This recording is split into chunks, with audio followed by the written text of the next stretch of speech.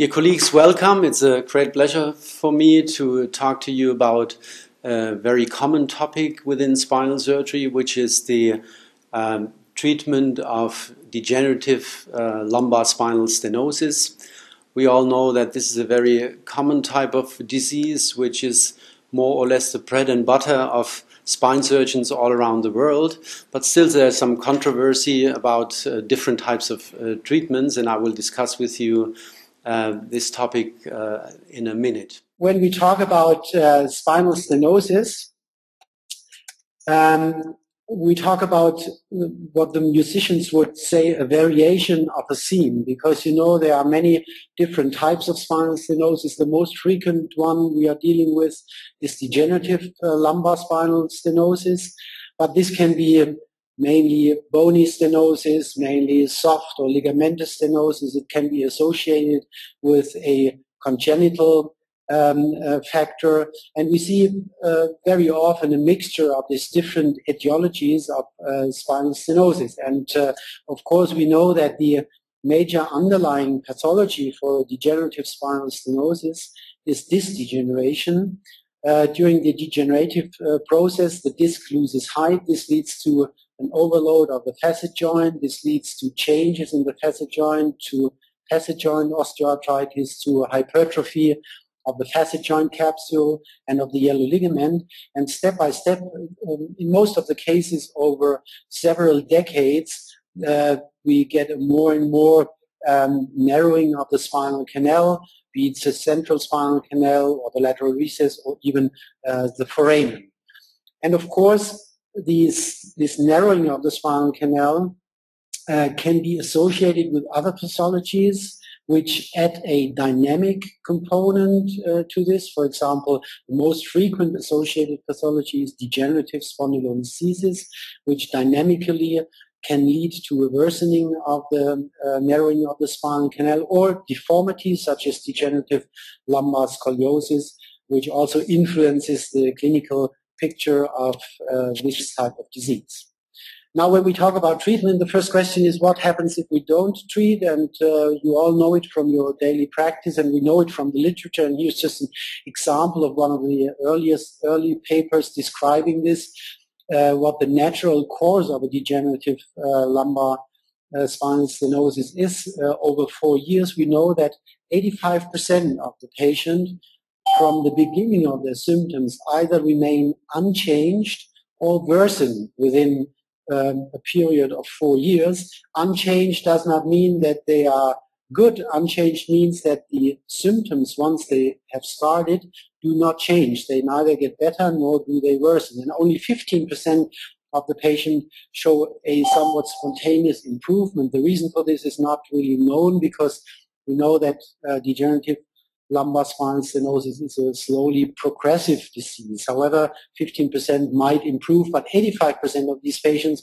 still have their symptoms. And we also know from different studies, and this is one of the recent publications from 2012, a meta-analysis of 21 trials looking at the effect on conservative treatment in spinal stenosis. And this can be summarized saying that conservative treatment definitely is inefficient, because if you look at the results of these trials, which compared different types of medication, which looked at aggressive conservative treatment such as epidural injections or exercises or physical therapy, besides the fact that the majority of these trials were evidence level 4 or 5, the results were in a way that none of these types of treatment really resulted in a significant and a long-lasting improvement of the symptoms. And we have data from a prospective but uncontrolled trial. This was published from a Japanese group in 2005, and they looked at 80 patients and did an in-hospital treatment for the spinal stenosis. They did a combination between traction, body casting, epidurals for a week or two, and then they looked at these patients more than 2 years in the follow-up, and the results were somewhat disappointed because they compared more or less the natural course. Sorry, because only 1/3 of the patient after 2 years had shown some improvement. And we know from other studies that obviously surgical treatment is superior to conservative treatment. This is a randomized controlled trial from the year 2000 looking at 100 patients and a 4-year follow-up with spinal stenosis, and the outcomes were 80% good in the surgical group and only 50% in the conservative group. And I think this is something it's an experience we all share. What we see when we see these patients, we know even if we don't operate them now, they definitely will come back because the symptoms get worse. And another interesting study which shows that surgery is superior to conservative treatment is this prospective randomized control trial within the SPORT study, which was published in 2012 with a 4-year follow-up showing that surgery led to significantly better results than non-operative treatment. And this was true for all subgroups except for the smokers. So to summarize all this for our daily practice, we say surgery is indicated if there's a lack of improvement with conservative treatment, whatever kind, if the patient suffers from significant pain, if the walking distance and the standing time leads to a progressive immobility of the patient. And since these patients usually have an average age of 74, 75, at least in our department, it's really important to keep them mobile in order not to make them dependent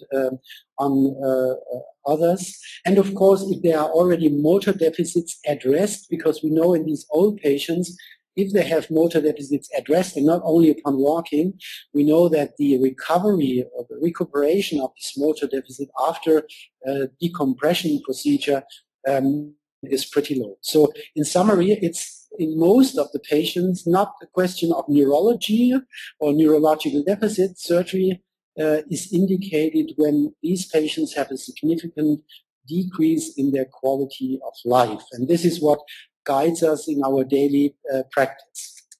Now, when we come to surgical treatment and say, okay, we have to do something for the patient, we have, I would say, 4 different categories of surgical treatment. And let me start with the least invasive type of treatment and just make a few comments about what is called indirect decompression.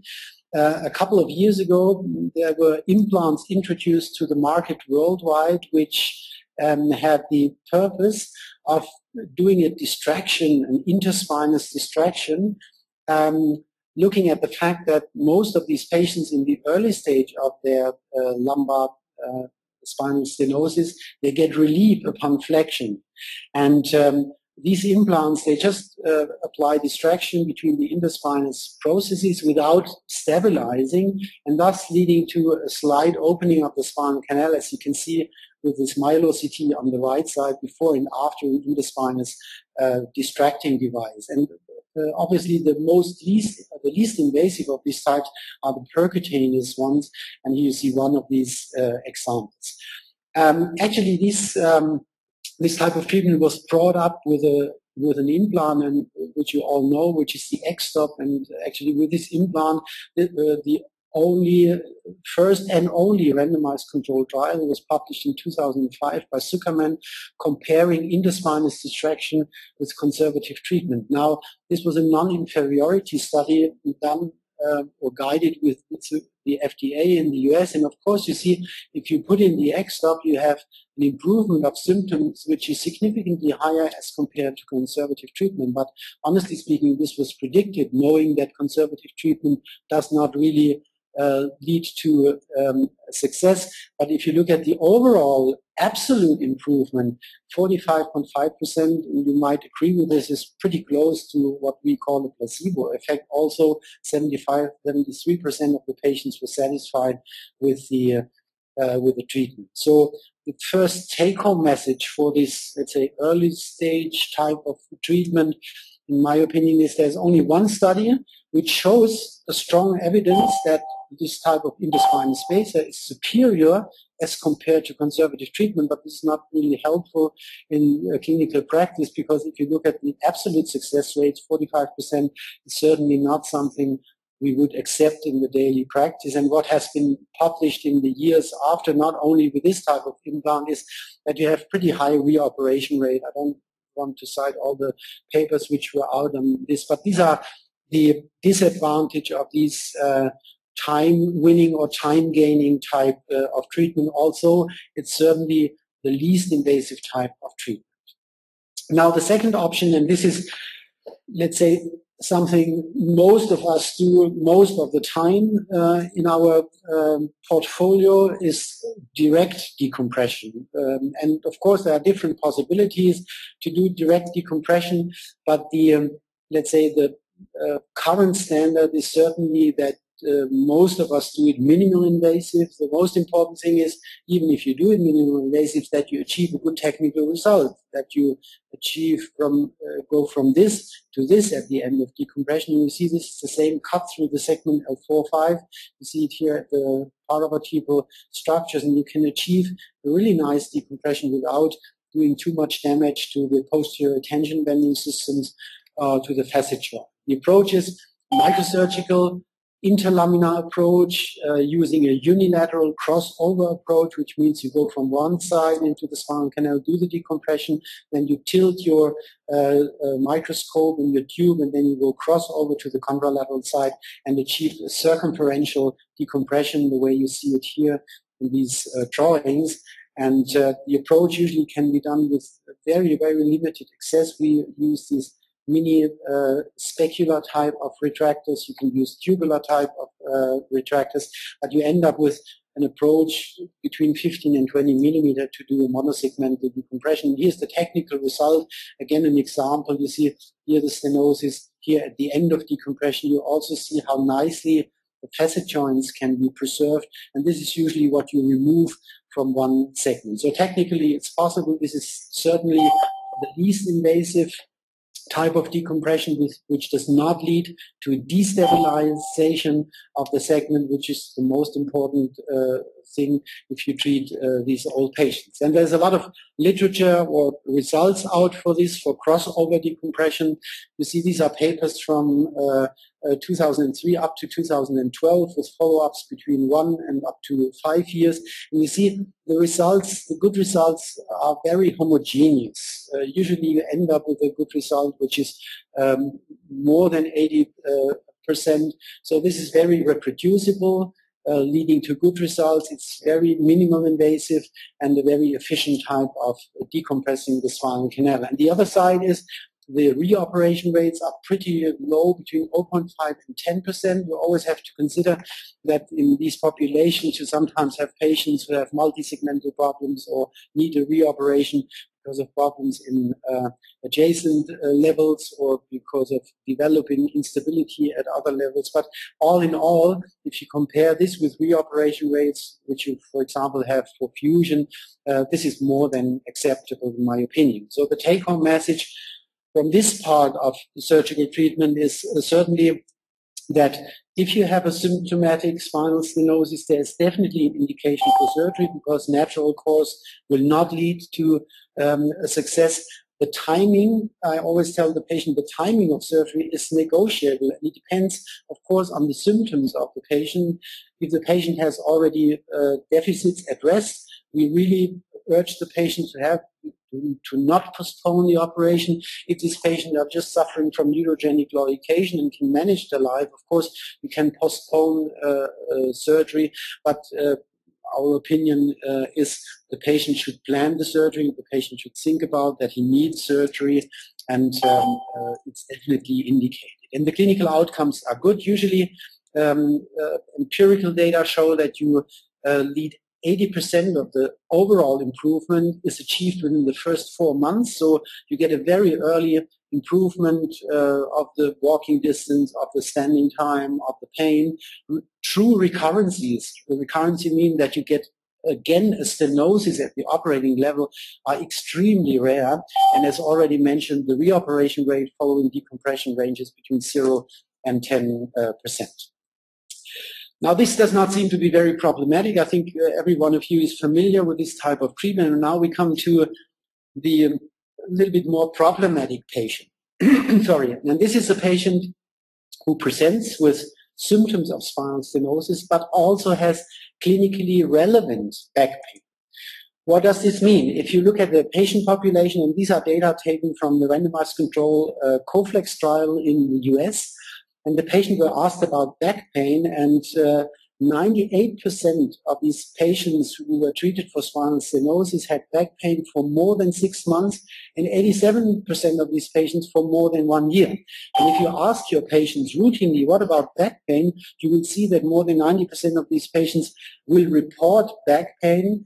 Some of them will report it as associated symptoms. They will say, okay, I also have back pain, but I have back pain since 25 years and I can manage it. And in other patients, they say, yes, I have back pain, and the back pain is as relevant for me as the neurogenic claudication, and it's as relevant for me as my leg pain. And I think this has to be addressed. And looking at the pathophysiology of spinal stenosis, there are, of course, different sources of back pain which can be identified. Most of these patients have facet joint osteoarthritis, or we have an arthrogenic type of back pain.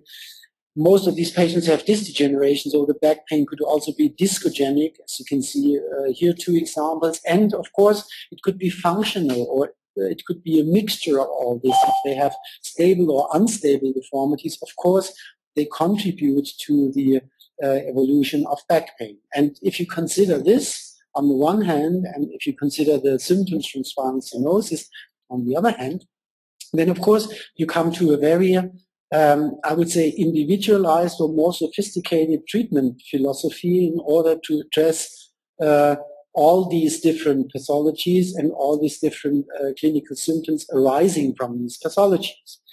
And if you, just to give you an example, if you have patients like this here who have a spinal stenosis, but significant back pain associated with an unstable deformity, such as this degenerative spondylo, or such as these unstable degenerative lumbar scoliosis, I think if you look at these treatment options, the majority of you would agree that the most adequate type of treatment for these patients is to combine a decompression with a fusion. At least this is the answer you get when you are in big meetings and ask the audience, involve the audience, say, what would you do?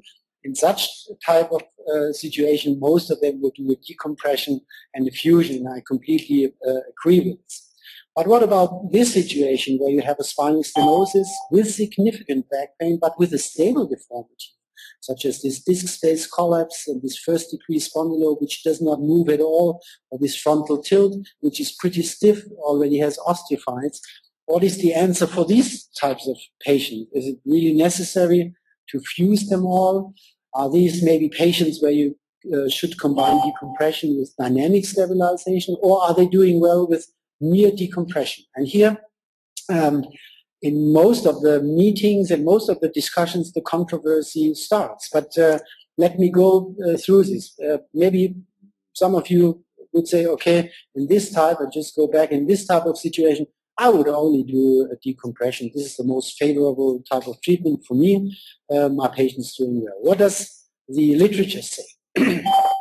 If you do a decompression alone in patients who have significant back pain before the operation and who have spinal stenosis, but where back pain plays a real role, the sports study published in 2012 tells us that the treatment effect of only decompression is worse in these patients as compared to patients who have predominant leg pain, which you can see on this side. So obviously, if back pain plays a clinical role, then decompression alone might not reach the same results as decompression plus another type of treatment. And another study, this is a retrospective investigation of the spine tangle data, short follow-up, 1 year, 221 patients.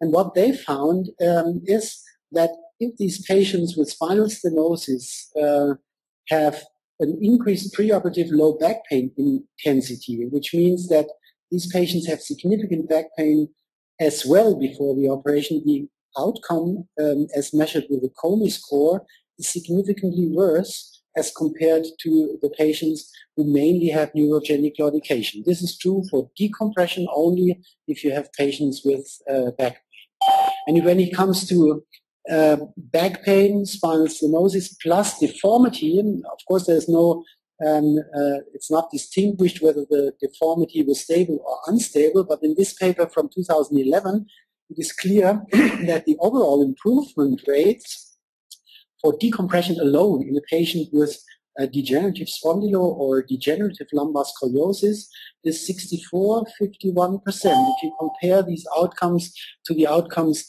in patients where the neurogenic claudication is leading, then of course you see the outcomes are not as good if you do decompression alone. And the authors also state that you have an annual that you have a progression after 5 years of 2.4% of patients where the spondylolisthesis progresses.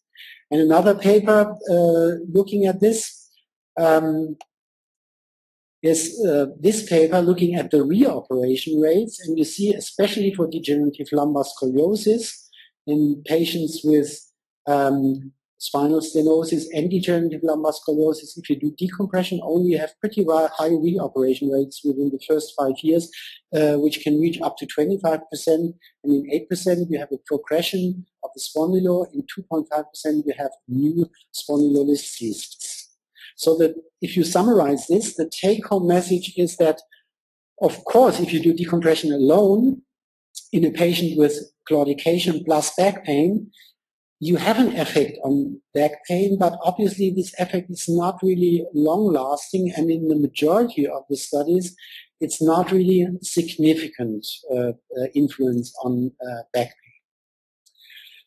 Now, this was a comment to those of you who would have voted for decompression only in patients with back pain and a stable deformity. Now, what about you who would do a decompression and a fusion irrespective whether the deformity is unstable or not?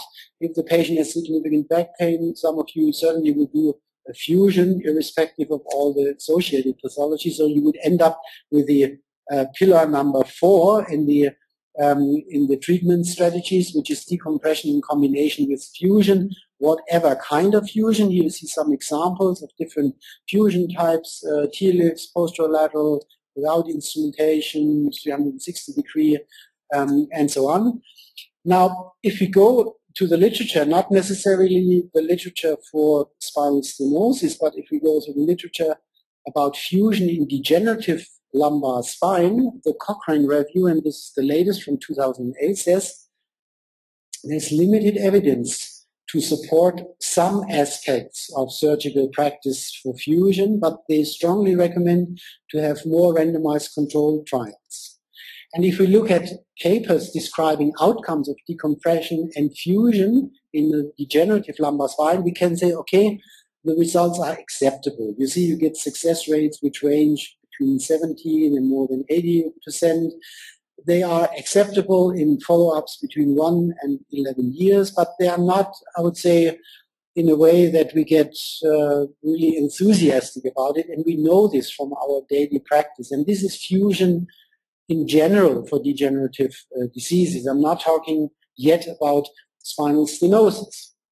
And the only thing is what we know that if we do decompression and fusion in spinal stenosis, which is combined with degenerative spondylo, and this is the only randomized controlled trial published, the first follow-up in 1991, then 1997, we have high satisfaction rates. So obviously if we have an unstable situation and the spinal stenosis, it helps. However, there are only 25% each in each branch of the study, which is from the statistical point of view pretty weak. So to the take-home message before we continue for this would be, I would say, we have good outcomes of decompression and fusion, but the evidence is pretty weak. So the Cochrane people are right. We only have one study, I just showed you, which shows strong evidence for fusion in patients with degenerative spondylo, but in this study it was not specified whether the spondylo was stable or unstable, and the number of patients was pretty low. So what we do every day, decompression and fusion in a lot of patients, the basis for this is not really strong if you look at it from the scientific point of view. So we have, for what we do in these mainly old patients, moderate outcomes, and this is what I want to comment on now, we pay a price for this. And we pay a price for this. I will specify this a little bit, because when we talk about patients with degenerative spinal stenosis, this is a special population of patients with certain characteristics. These are old patients. Usually they are older than 70 years. Between 40 and 80% of these, or more than 80% of these patients, definitely have comorbidities. So these are sick patients. A lot of them have rigid spines. Nearly all of them have back pain. Nearly all of them have facet osteoarthritis. Nearly all of them have disc degeneration. Most of them have bad bone quality, and the life expectancy, of course, is different if you compare this to a population with an average age of 50 or 60. So the price we pay, and this is what you might know from your daily experience, the prices we pay is on the side of complications, on the side of mortality, on the side of reoperation, and on the side of adjacent segment degeneration as a, let's say, undesired side effect we can have in fusing these old patient population. And now, of course, you cannot answer to these questions, or at least I cannot see your answers. But if you ask yourself about the risk of spinal fusion in this old patient population, some of them might say, okay, it's acceptable. Minority probably would say it's not acceptable because we do it every day. So for most of us, we think it's acceptable, but here we have to look a little bit into scientific data and then ask or answer these questions again. Let's have a look at complications. I'm talking about old patient population with spinal stenosis with fusion. This is an interesting paper which has not been cited very often, published in 2003. They looked at patients who got a decompression and a fusion and look at the rate of major complications. Old patient population, older than 70 years old, minor complication rate, total complication rate, 80%. I mean, this is something we really should consider. This is not only one paper. You see other papers. For example, this is an analysis of the spine tangle data, 1,700 patients, looking at risk factors for complications in spine surgery. And the only three highly significant independent risk factors are age. If the patient is older than 65, the risk increases significantly. The ASAC rate, which is also higher in old patients, and the blood loss, which of course gets higher the more aggressive you are with these patients. And if you look at now decompression and fusion, all kinds of fusion, but patients with spinal stenosis who received a decompression and a fusion, look, these are the complication rates we have to deal with. The lowest is 12%, and the highest is 100%. This was a short series. Actually, it was more than 100% because some of these patients suffered from several complications. But you see, these are the range of complications we have to deal with. And I think we should be aware every day we treat these old patients with the decompression and fusion about this. What about mortality? I mean, mortality is not such a big issue in spine surgery, maybe except for tumor surgery, but in degenerative operations not. This is a very interesting paper published last year. This is an analysis of 1.2 million spine operations between 1998 and 2008 within a 10-year period in the US. And the overall mortality was 0.2%, which is low, which is, I think, acceptable. But interestingly, also in this paper, the independent risk factor, the most important independent risk factor, again, was age. If these patients were older than 65, they had a significantly higher risk of dying from surgery. And another analysis, this is also published in the last year, 108,000 spine operation analyzed. You see, if you operate a patient in the spine and don't do a fusion, the mortality is 0.6%. If you do a fusion, it gets up fourfold. If the patient is younger than 40 years, it's 0.9. If he's older than 80 years, it's about 30-fold. You see how age influences mortality. in patients older than 80 years, an average mortality rate of 34%. And another, in the same paper, they looked at other risk factors. The ASAR grade 1, 0.9, 5, 33.3. If you use an implant, mortality 0.8%. Implant is pedicle screws in this analysis. And with an implant, threefold increase. And again, two papers which looking specifically at fusion surgery, mortality after fusion surgery in spinal stenosis. The Deo paper from 1993, 1% mortality. The Rogers paper from 2010, 15%. Even if you look at this number, you might say, okay, 1% mortality is not much, but if you compare this with the average, it's fivefold. The average we heard at the beginning was 0.2, average mortality of all spine operations. In fusion surgery in spinal stenosis, fivefold, 1%. What about reoperations?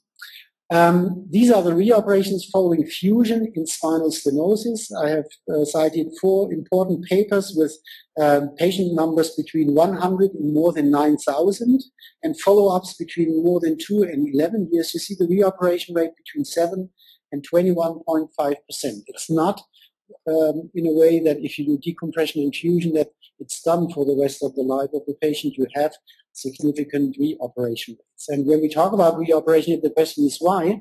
And here comes the other issue we have to discuss, and this is adjacent segment degeneration.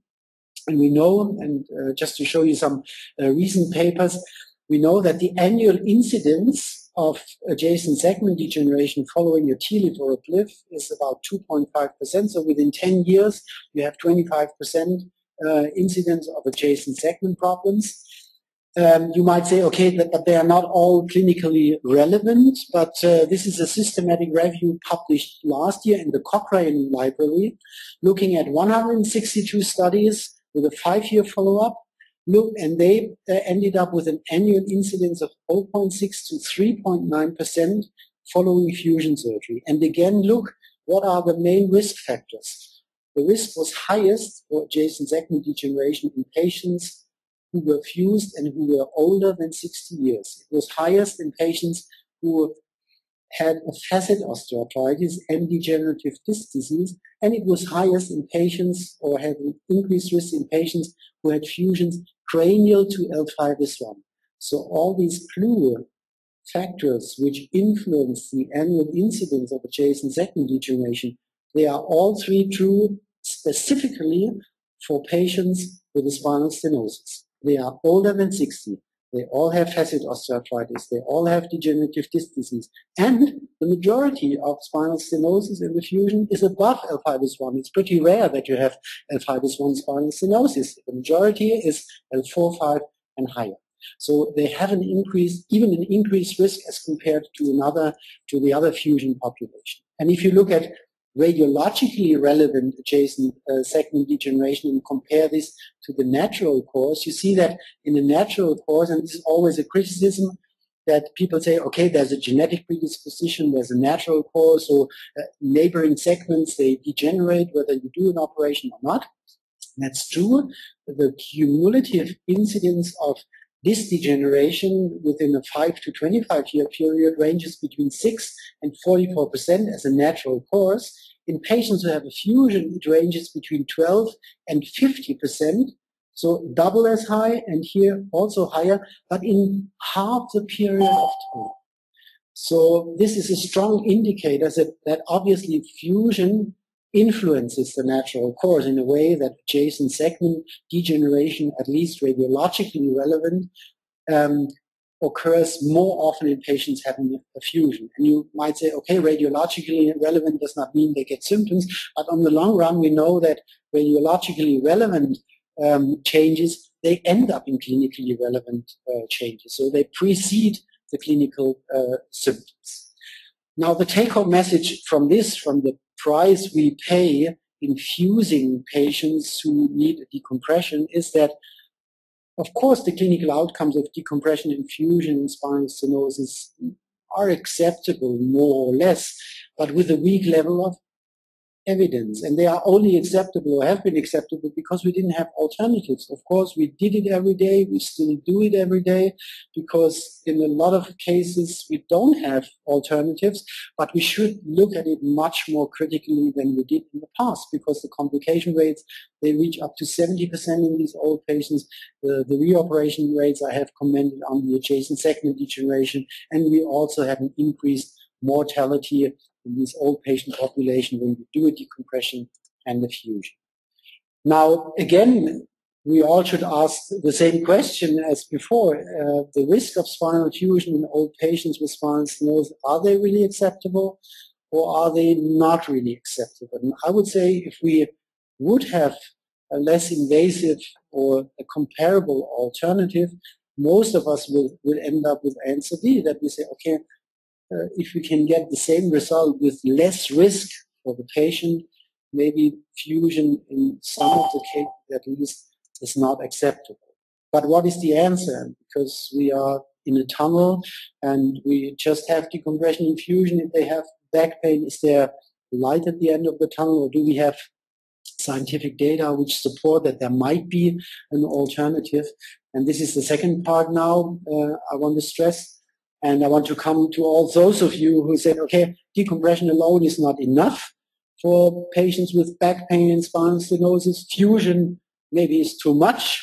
What about decompression and dynamic stabilization? I mean, this is something which has been discussed in the last 10 years. And the question is, what is dynamic stabilization? And just let me go and have a little bit more closer look to this, this gap between decompression and decompression plus fusion. You all know that that about 9-10 years ago, a lot of these interspinous devices, not only the ones I was mentioning in the beginning, which are used as standalone in primary therapy, I'm talking about these types of devices which were used to replace a fusion or to replace pedicle screws and stabilize the spine. These are two examples of implants like the Wallis and the Diam, which are interspinous spacers, which have a tension bending system. And the goal of these devices is to stabilize the spine in addition to a decompression, just to avoid pedicle screws. But without going too deep into the literature, what we can say now, the evidence level for these devices still is low. There's not really sufficient evidence to support that they have comparable treatment effects, and up to now, none of these devices have ended up in a prospective randomized controlled trial. So this might be the reasons why there's some empirical data on this, but these devices never made it to become a standard within the daily practice in the majority of spine centers around the world. What about pedicle screw-based dynamic fixations? Here you see some examples of implants which have been on the market. Also here we have empirical data. The most, let's say, prominent device was the Dynesis implant, very well known to most of you. And you see pretty small case series, very heterogeneous data, partially describing high implant failures. Some of the papers describe comparable results to fusion.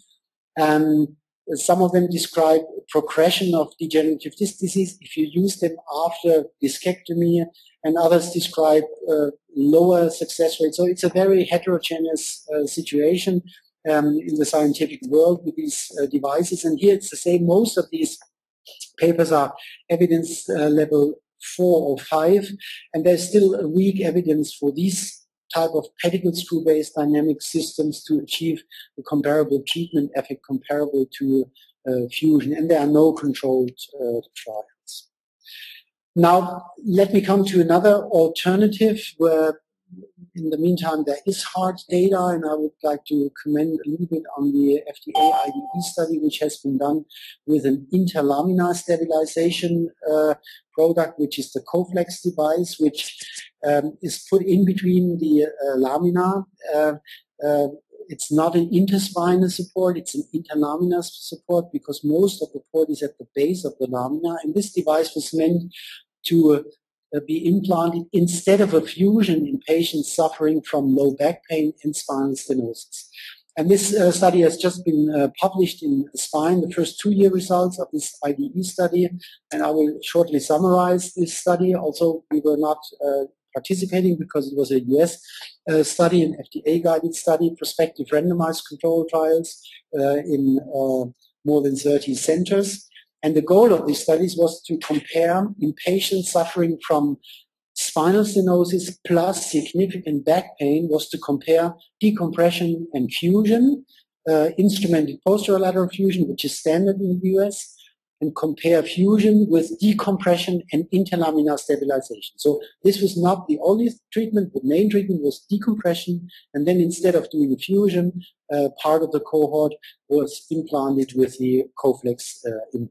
And then after a minimum follow-up of 2 years, these patients were re-evaluated. There were 2 populations. One population with spinal stenosis with low back pain without spondylolisthesis, and the second smaller subgroup was patients with spinal stenosis and 1 degree or less than 1 degree degenerative spondylolisthesis.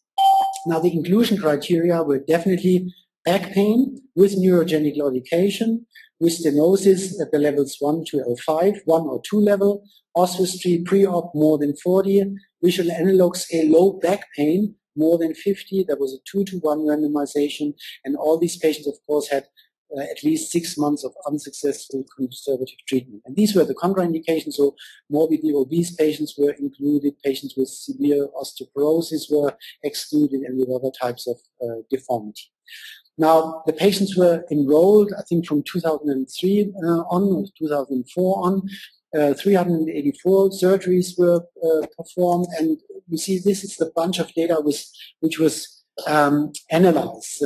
More than 12,000 x-rays were taken, more than 460 monitoring visits, 11 FDA inspections. So this is really sound scientific data which we are talking about. And the follow-up rate was 95 and 97% in both these groups. Now, the demographics, you see the 1-to-1 randomization was comparable between female and males, the gender distribution.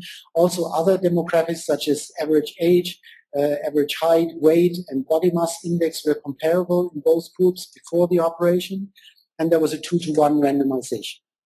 Now, when we come to the results, the advantages already start perioperatively. You see the Coflex is the dark blue part of this drawing. You see 40% less hospitalization in the Coflex group as compared to the fusion group, highly significant. Significantly less blood loss, which is normal because the way or the amount of exposure is much less, and the time of surgery about 36% less as compared to fusion. These were statistically significant. If you look at the Oswestry Disability Index over time, these are the preoperative values, around 60 in both groups. And then you see after 24 months, the difference between fusion and Coflex is not really significant, but at least it's comparable. And you see through all follow-up visits, Coflex patients always perform a tick better than fusion. Also, in the end, you didn't end up with a significant difference, but at least you end up with a comparable result. And if you compare what you did in the fusion group, if you compare what you did in the Coflex group, this is definitely really hard data. And if you look at the improvement of the ODI of a minimum of 15 points, then you see a significant difference, fusion versus Coflex, because the Coflex patients significantly had a higher number of Coflex patients had a minimum improvement of 15 points in the ODI as compared to the fusion patients after 6 months and 2 years. Now, if you look at the visual analog scale back pain, because you have to consider these were not spinal stenosis patients with neurogenic claudication alone. These were patients with significant back pain, and here you see the same effect in both groups, but also here you see there's a tendency or a trend that the Coflex patients perform better. And if you look at the Zurich claudication questionnaire, of course there are no differences because the decompression type of the procedure was the same in both groups. Both groups had a decompression, so the spinal canal was enlarged in both groups, so you would not expect significant changes in the claudication questionnaire, and this is true for both parts of the claudication questionnaire. And last but not least, if you ask the patient whether they were satisfied with the outcome 2 years post-op, 7% more of the Coflex patients were satisfied, and 9% more of the Coflex patients would recommend this treatment to other patients. Now, just a few comments to the radiological results. I think this is very important in the Coflex group because one of the criticisms of this interlaminar stabilization is, can we keep this the height, or can we keep the distance between the lamina, and can we keep foramen open, for example? You see over 2 years no significant change in the foraminal height. And the most important thing is, what about the range of motion at the implanted level? And you see in the Coflex group, the range of motion was preserved over 24 months. Of course, in the fusion group, the range of motion was stopped or significantly decreased because it was fused. But what about range of motion after 2 years? You see no changes in the Coflex group. But now let's have a look at the adjacent segment, because one of the arguments could be, okay, even if I do a dynamic stabilization, maybe it does not have the influence on the adjacent segment. But you see after 2 years, the range of motion in the adjacent segment above the Coflex or above the fusion, above the Coflex, it stays constant. So no increase of range in motion above the Coflex level, but a 52% increase of range of motion above the fusion level. So this is highly significant, and this is the start of adjacent segment degeneration. And the same is true for translation. No changes of translation in the index segment. If you look at the adjacent segment, also no changes in the Coflex group over 2 years, but 40% increase of translation, also significant in the patient who had a fusion. So if you do a fusion, you have more range of motion, you have more translation in the adjacent segment already after 2 years. Now, a short comment to the spondylolisthesis group. Of course, unstable and grade 2 spondylolisthesis were excluded. Here in this group, it was also interesting to look at the translation, because one of the arguments was, if I do a Coflex in a spondylolisthesis case, even if it's only 1 degree, and if I do a slight distraction, this might increase the translation in the index segment, but you see no changes, rather a decrease after 2 years. And in the segment above the implant, also no changes in the Coflex group, but in the fusion group, the same effect as you have in the other cohort where there was no degenerative spondylo. You have a significant increase of translation above the level of implantations. And the range of motion behaves the same in the spondylolisthesis group as it behaved in the non-spondylolisthesis group. So the adjacent segment starts to have a higher mobility and have a higher translation, as you can see here in the fusion group. So you initiate an instability or accelerated degeneration in the segment above the fusion. And the osteocyte disability index, same behavior as in the group without deformity, and the improvement of at least 15 points in the ODI, also same behavior. So both groups in the clinical outcome were comparable. What about complications? This is Coflex, this is fusion.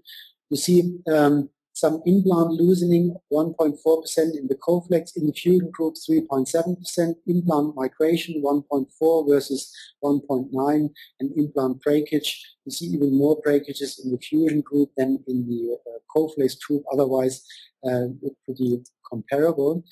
One of the criticisms with these interlaminar devices is always that you might see in some cases a so-called fatigue fracture or fissures in the spinous process. And this was very carefully analyzed by 3 radiologists, which looked at the follow-up X-rays independently. Interestingly, after 2 years, they identified 14% of the patients had some fissures, some cracks of the spinous process. But in 11%, this was an incidental finding, so upon the radiological follow-up. So the patient didn't notice that this happened, and only 2.8 of these patients were really symptomatic from a fatigue fracture of the spinous process. This is important to realize. And then another analysis was done to look at the correlation between the spinous process, fatigue fracture, and the outcome. And you see the red chart is without fracture, the oswestry, and the blue one is with fracture, the oswestry, and you see there's no change in outcome. So it's really, even if it happens, it's an incidental finding in the majority of the patients. So don't be worried about this. It will not influence the clinical result in the majority of your patients. And looking at the reoperation, you see the reoperation rate at the adjacent level after 2 years already, 2.8% in the Coflex, 8.3%, which is threefold as high in the fusion group already after 2 years. Any reoperation was not significantly, 10% in the Coflex and 7% in the fusion. Now, to summarize all this, if you look at all these various clinical outcomes, complications, what can be said is that in none of these outcome parameters, Coflex performed worse as compared to fusion. Coflex was either identical in the outcome or in the complication rate or better. And the take-home message from this is that if you have a patient with significant back pain, if you decide to do a decompression and instead of a fusion, do an interlaminar stabilization for the indication that I just mentioned, you can be sure that in your outcome parameters, the result will be at least identical or superior to fusion.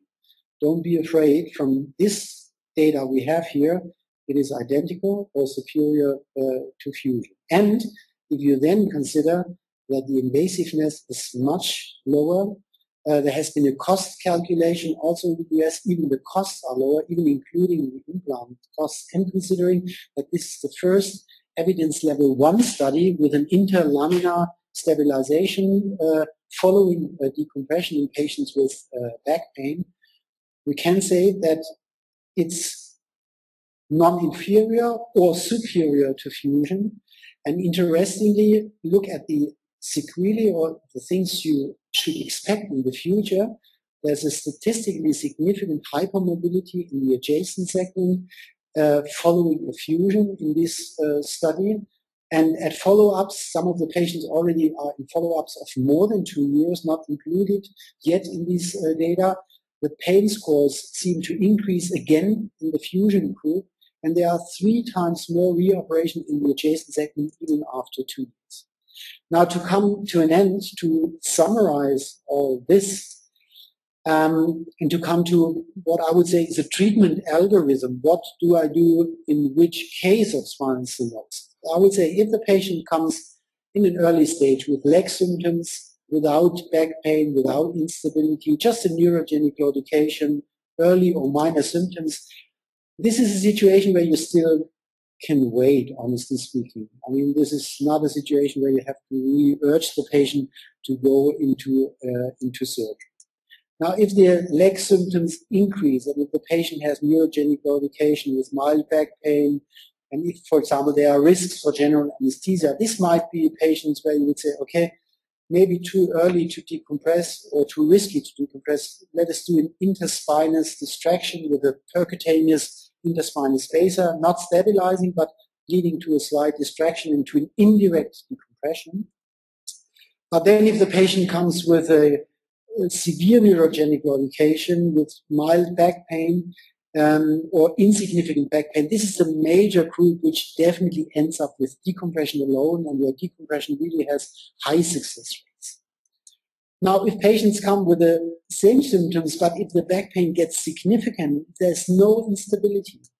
Or if these patients have significant back pain and there's a stable spondylo or first degree spondylo or a slight tilt in the segment, these were all patients in the past where we did a fusion, where we were not happy with decompression and did a decompression and the fusion.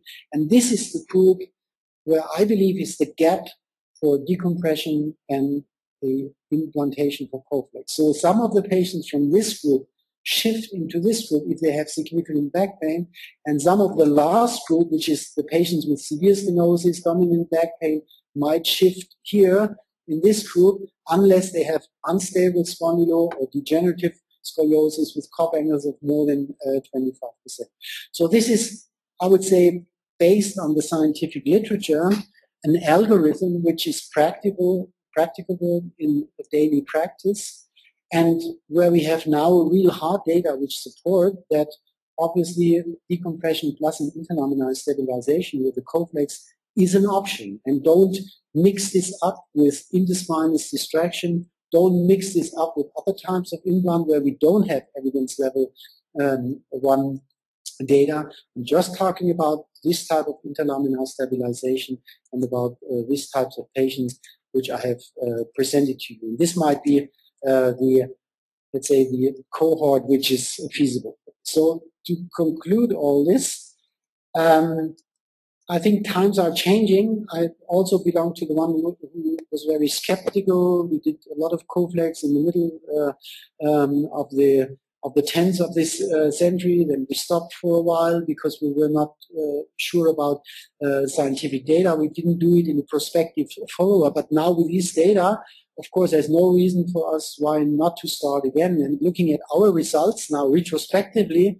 I can tell you it's preliminary, but I can tell you these resemble more or less the results we just know now from the prospective randomized control. Dear colleagues, it was a great pleasure to have you here in Munich and to have your attention. Thank you very much for your time you spent with me. It would be a great pleasure to have you as fellow or visiting surgeon in the future here in the Spine Center at Schön Klinik in Munich-Harlaching. Thank you very much.